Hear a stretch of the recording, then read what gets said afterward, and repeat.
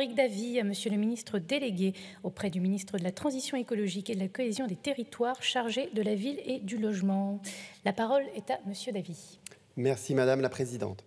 Monsieur le ministre, avant de vous poser ma question, je voudrais avoir une pensée pour les victimes du terrible drame qui a frappé notre ville. Habitant de la Plaine, à proximité donc de la rue Tivoli, je peux témoigner que c'est tout le quartier qui est sous le choc. Je remercie le ministre du Logement d'être venu hier à Marseille. À cette occasion, il a promis que les services de l'État, en association avec ceux de la ville, feront tout leur possible pour accompagner et reloger les sinistrés. J'espère que tout sera mis en œuvre rapidement.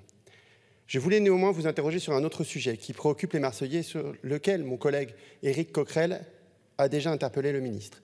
Depuis janvier dernier, les habitants des parcs sociaux de Frévalon, la Busserine, les Lauriers, les Oliviers, les Cyprès et tant d'autres quartiers populaires de Marseille ont vu leurs charges locatives exploser.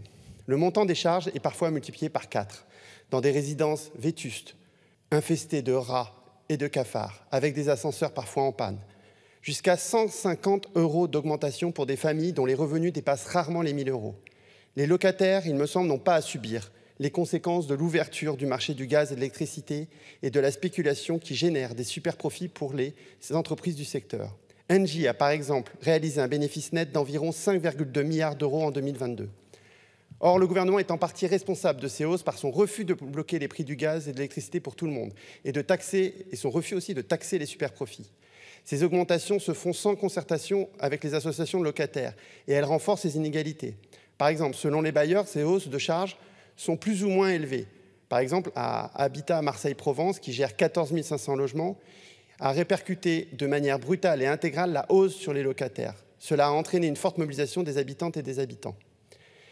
Les familles des quartiers populaires concernés sont aussi confrontées à la hausse des produits alimentaires, vous le savez, et leur situation est déjà critique.